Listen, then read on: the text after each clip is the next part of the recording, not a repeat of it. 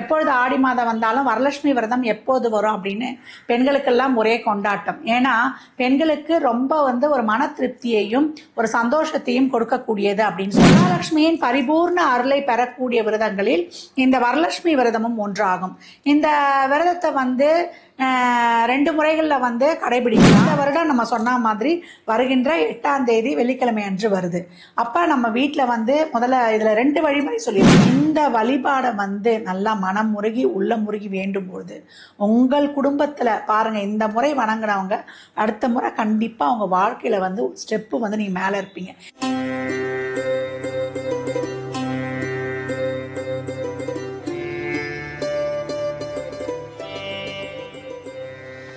ஓம் சரவணபவ.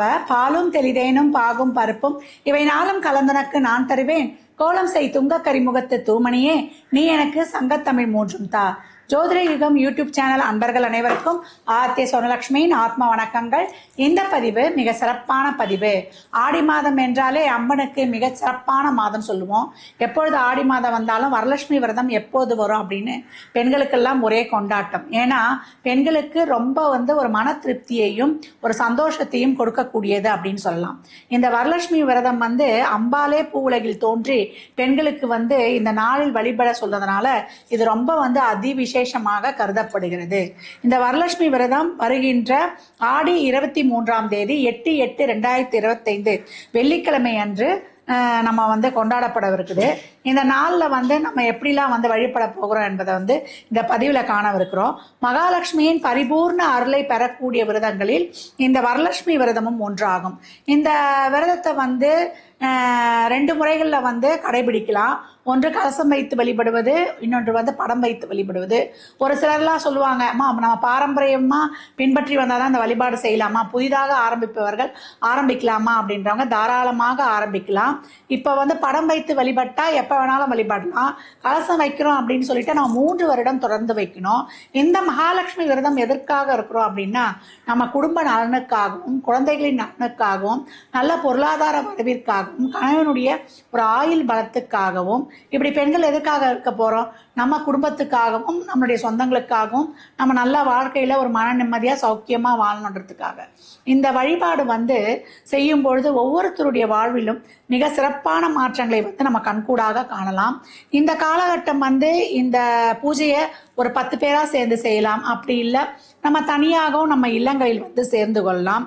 இந்த பூஜையில நம்ம ஒரு கணவனை இழந்தவங்கலாம் இதுல நம்ம இந்த பூஜையை பண்ணலாமா, இதுக்கு எதனா முறை இருக்கான்னா அவங்களும் குடும்ப நலனுக்காக தானே பண்ண போகிறாங்க. அதனால் மகாலட்சுமி விரதத்தை யார் வேண்டுமானாலும் நம்ம மனம் நல்ல மன சந்தோஷமாக இருக்கலாம். அம்பாள் அதை மட்டும்தான் எதிர்பார்க்குறா. உண்மையான மெய்யன்பு பக்தி இதை மட்டுமே அவள் எதிர்பார்க்குறா. இந்த வரலட்சுமி விரதம் குறைந்தது 3 நாட்கள் வழிபட வேண்டியது இருக்கும். ஏன்னா ஒரு சிலர் வியாழக்கிழமை அம்பாளை வரவழைத்து வெள்ளிக்கிழமை பூஜை பண்ணி சனிக்கிழமை புனர்பூஜை பண்ணுவாங்க. ஒரு சிலர் வெள்ளிக்கிழமை அழைத்து சனிக்கிழமை வைத்து ஞாயிற்றுக்கிழமை புனர் பூஜை பண்ணுவாங்க. இந்த வருடம் நம்ம சொன்ன மாதிரி வருகின்ற 8ஆம் தேதி வெள்ளிக்கிழமை அன்று வருது. அப்ப நம்ம வீட்டில் முதல்ல இதுல 2 வழிமுறை சொல்லியிருக்கிறோம். ஒன்று கலசம் வைத்து வழிபடுவது, ஒன்று படம் வைத்து வழிபடுவது.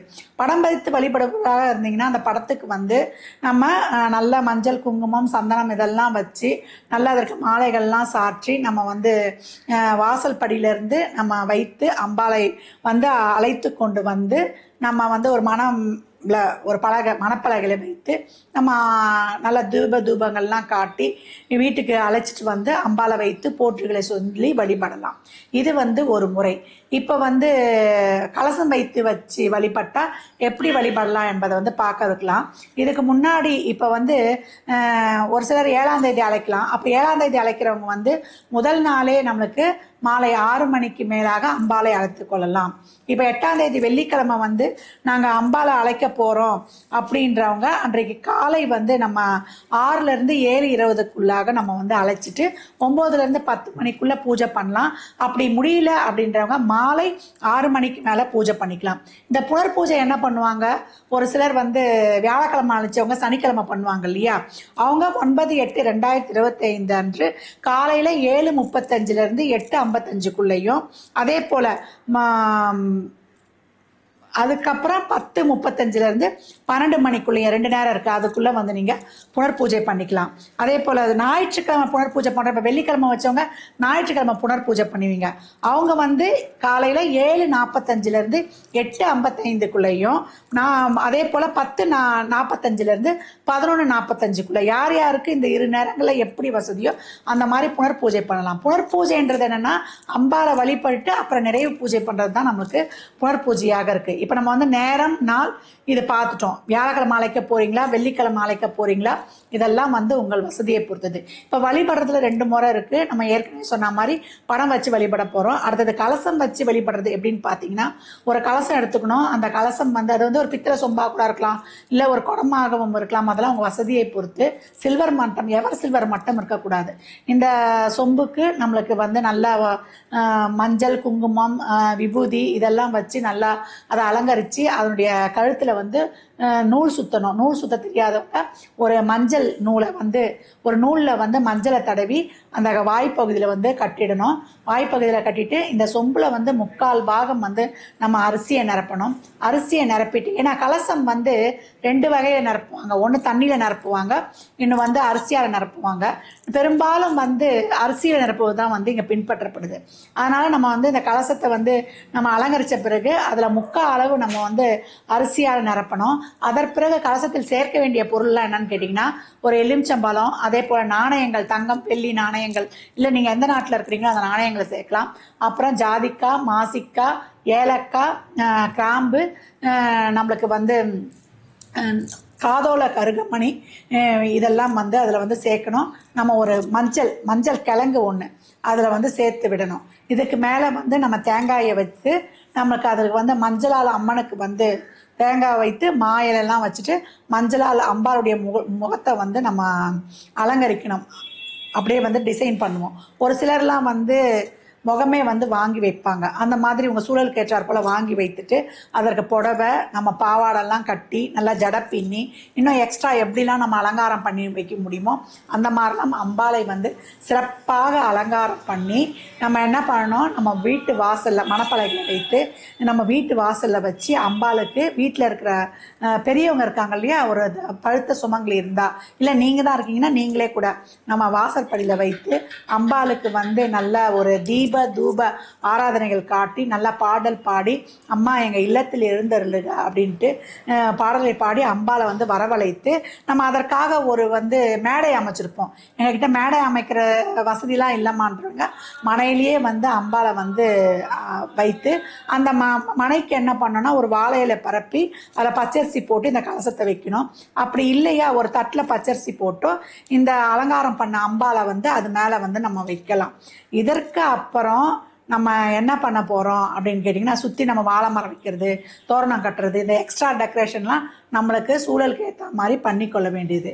இப்போ என்ன போகிறோம், அம்பாளுக்கு பிடிச்ச நம்ம வெண்தாமரை, செந்தாமரை, துளசி, வில்வம், மறிக்கொழுந்து, தவணம், ஜாதிப்பூ, மல்லிப்பூ, என்னென்ன பூ இருக்கோ எல்லாம் வாங்கலாம். என்னால் எதுவும் முடியாது, சாமந்தி தான் இருக்குதுன்னா சாமந்தியும் வைக்கலாம். அதே போல் நம்மளுக்கு வந்து இந்த இதில் வந்து துளசியும் வில்வமும் இந்த மறிக்கொழுந்து, தவணம் வந்து அம்பாளுக்கு ரொம்ப பிடித்தது. என்னென்ன மலர் கிடைக்குதோ அவளை வந்து அலங்கரிக்கலாம். உங்கள் சூழலுக்கு ஏற்ற மாதிரி சொல்ல வேண்டியது கடமை.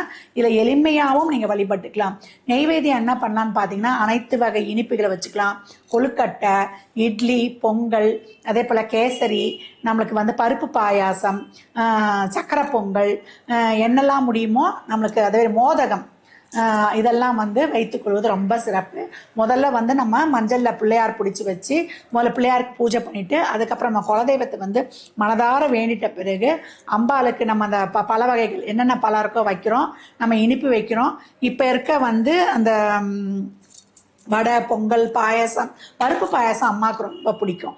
அதெல்லாம் வைத்து எல்லாமே எளிமையாக வைக்கிறோம். அம்மா இவ்வளோ எங்களால் செய்ய முடியாதுன்றவங்க வெத்தலை பாக்கு, அதுக்கு மேற்கொண்டு நம்ம வெத்தலை பாக்கு பழம்லாம் வைப்போம் இல்லையா, நீங்கள் என்ன பண்ணுறீங்க, எளிமையாக செய்கிறதுக்கு வெத்தலை பாக்கு பழம், பருப்பு பாயசம், பாசி பருப்பு பாயசம் தான் அம்பாளுக்கு பிடிக்கும். அதை மட்டும் வச்சு கூட நீங்கள் எளிமையாக வழிபட்டு கொள்ளலாம். இதை வைத்துட்டு அம்பாளுடைய போற்றிகள்லாம் நிறைய பாடி, கனகதாரா சோஸ்திரம், லக்ஷ்மி சாஸ்திரநாமம், இதெல்லாம் வந்து எங்களுக்கு சொல்ல வராதுமானா நீங்கள் ஒளிநாடாவை ஓட விட்டுடுங்க. அபிராமி அந்தாதியை மனதார பாடுங்க. நல்லா ஒரு குத்துவிளக்கு தீபம் ஏற்றி நல்லா அபிராமி அந்தாதி தமிழ்லேயே தானே இருக்குது, அதை நல்லா மனதார பாடி அம்பாளுக்கு குங்குமத்தாலேயோ அட்சதாலேயோ மலராலேயோ நாணயங்களாலேயோ அர்ச்சனை பண்ணி அந்த 108 போற்றிகள் சுலபமாக சொல்லலாம், போற்றி அம்பாளை நல்லா ஆவாகனம் பண்ணிடணும். இப்போ நம்ம என்ன பண்ணோம், ரட்சை ஒன்று கட்டி வைக்கணும். ஒரு மஞ்சளில் வந்து நூல் தடவி அதில் பூ கட்டி நம்ம வீட்டில் எத்தனை பேர் இருக்கிறோமோ அத்தனை பேருக்கு ரட்சையை கட்டி வச்சிடணும். நல்லா தீப தூபம் ஆராதனைகள் காட்டி வழிபட்ட பிறகு குடும்பத்தில் இருக்கவங்க எல்லாருமே அந்த ரட்சையை வந்து கட்டிக்கணும். இந்த கணவர் இருந்தால் கணவர் கையால் கட்டிக்கலாம், இல்லை பெரியவங்க இருந்தால் பெரியவங்க கையால் கட்டிக்கலாம். இந்த பூஜைக்கு நம்ம பெரியவங்க கிட்ட வந்து நடத்தும் போது பெரியவங்க கிட்ட ஆசீர்வாதம் வாங்குவது ரொம்ப சிறப்பு.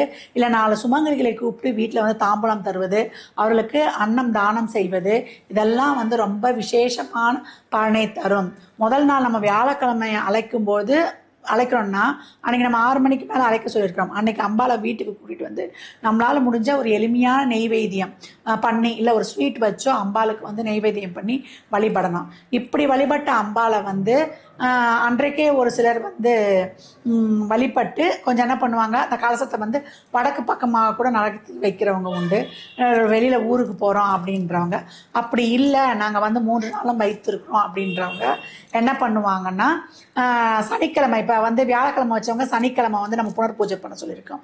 அன்னைக்கு அலங்கரித்த அம்பாலை நம்ம எடுத்துகிட்டு போய் நம்ம வீட்டில் சமையல் அறையில் இருக்கிற அரிசி பானைக்குள்ளே வைத்து, அம்மா இந்த வீட்டில் வந்து நீ எப்பவும் போல எழுந்தருளி எங்களுக்கு அன்னத்திற்கும் எங்களுக்கு மன மகிழ்விற்கும் எந்த ஒரு குறையும் இல்லாமல் எங்களை சந்தோஷமாக வச்சுக்கணும் மனசார வேண்டி திருப்பி அந்த அம்பாலை எடுத்து வைந்து அதில் வந்து நம்ம இருக்கக்கூடிய பொருட்களை எல்லாம் நம்ம வந்து மாவில் இந்த ஒரு உள்ளே இருக்க எலுமிச்சம்பழம் அந்த தேவையில்லாத பூவெல்லாம் வந்து பூஜை குப்பில் சேர்த்துட்டு அதில் இருக்கக்கூடிய அந்த பொருளாக இருக்கு இல்லையா, கிராம்பு ஏலக்காய் நம்மளுக்கு இந்த ஜாதிக்காய் மாசிக்காய் அந்த வாசனை பொருட்கள்லாம் உணவுக்கு சேர்த்துக்க போகிறோம். அந்த காலத்தில் இருக்க கலசத்தில் இருக்க அரிசியை வந்து நம்ம சமையலுக்கு பயன்படுத்திக்க போகிறோம். தேங்காயை வந்து நம்ம இனிப்பு செஞ்சு சாப்பிடலாம். இதுதான் வந்து புனர்பூஜை. இப்படி நிவர்த்தி பண்ணுவது தான் புனர்பூஜை.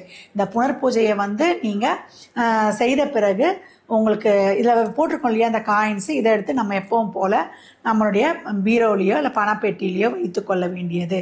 இந்த வழிபாடை வந்து நல்லா மனம் முருகி உள்ள முருகி வேண்டும் பொழுது உங்கள் குடும்பத்தில் பாருங்கள், இந்த முறை வணங்குறவங்க அடுத்த முறை கண்டிப்பாக அவங்க வாழ்க்கையில் வந்து ஸ்டெப்பு வந்து நீங்கள் மேலே இருப்பீங்க. ஏன்னா அந்த காலத்தில் சாருமதி என்ற பெண் வந்து ரொம்ப ஒரு குடும்பத்தில் ஒரு ஏழை குடும்பத்தில் பிறந்து அந்த அம்மா ஒரு நல்ல தாய் தகப்பனுக்கு வளர்ந்து ஒரு கட்டி கொடுக்குறாங்க. அந்த கட்டி கொடுக்குற இடத்துலையும் அந்த பெண் வந்து ரொம்ப சிறப்பாக குடும்பம் நடத்துகிறாளாம். அவள் குடும்பம் நடத்துகிற அழகை பார்த்து தான் அம்பாள் ரொம்ப மனம் வந்து அவகிட்ட பூலோகத்துக்கு வந்து இந்த நாளில் நீ விரதம் இருந்தியானா உன் வீட்டில் வந்து நான் தங்கி இருப்பேன், தங்கி இருந்து உனக்கு எப்பவும் வந்து அண்ணன் தண்ணிக்கு குறைவில்லாமல் உன்னை செல்வ செழிப்போடு வைத்திருப்பேன் அப்படின்னு சொன்னாலாம். அதனால் இந்த நாளில் நம்ம வந்து அம்பாளை படம் வைத்து வழிபடுறோமோ இல்லை கலசம் வைத்து வழிபடுறோமோ எளிமையான முறையில் வழிபட்டு நம்ம அம்பாளை வந்து அம்மா தாயே என்னைக்கும் போல எங்கள் இல்லத்தில் எழுந்தருளி எங்களுக்கு சகல விதமான சம்பத்துகளையும் சுபிக்ஷங்களையும் தரணும்னு சொல்லிட்டு அவளை மனதார வேண்டிக் கொள்ளும் பொழுது அம்பாளின் அனுகிரகம் நமக்கு பரிபூர்ணமாக கிடைக்கும். ஏன்னா ஆடி மாதம் வந்து அம்பாளே தவம் இயற்றிய காலம். அதில் வரக்கூடிய இந்த வரலட்சுமி விரதம் பல வரங்களையும் நரங்களையும் நமக்கு சிறப்பாக தரும் என்றால் அதில் ஐயமே கிடையாது. ஏன்னா சுக்கிரனை வந்து சிறப்பாக ஆக்டிவேஷன் பண்ணிடுவா. லக்ஷ்மி யாரு? கால சக்கரத்தின் 2-7 அப்பா நம்மளுக்கு தனம் குடும்பம் வாக்கு தொழில் சமூகத்தில் நல்ல பேர் புகழ் அங்கீகாரம் இதெல்லாம் கொடுக்கக்கூடியவள் நம்முடைய மகாலட்சுமி. இன்றைய காலகட்டத்தில் 4 பேருக்கு நல்ல அன்னதானம் நல்லா மற்றவங்களோடு நல்லா சந்தோஷமாக கொடுக்கறது, தாம்பூல பொருட்களை கொடுப்பது இதெல்லாம் ரொம்ப விசேஷம். உங்கள் வீட்டில் பக்கத்தில் யாரும் இல்லைன்னா கோயிலில் எடுத்துகிட்டு போய் ஒரு 5 சுமங்கலிகளுக்கோ 3 சுமங்கலிகளுக்கோ தாம்பூல பொருட்கள் கொடுப்பது அதி விசேஷம். இந்த பூஜையை இன்னும் நீங்கள் எளிமையான வகையில் பின்பற்றி, ஏன்னா இதில் நிறைய பொருள் சொல்லியிருக்கோம், இல்லை உங்களால் ஒரு பொருள் 2 பொருள் வைக்க முடியினாலும் வைத்து எளிமையான முறையில் பின்பற்றி உங்கள் வாழ்வை வளமாக்கிக் கொள்ளுங்கள். மற்றும் ஒரு சிறப்பான பதிவில் சந்திக்கும் வரை தங்களிடமிருந்து விடைபெற்றுக் கொள்வது ஆதித்ய லட்சுமி. இறையருளால் அனைத்தும் நிறைவாகட்டும்.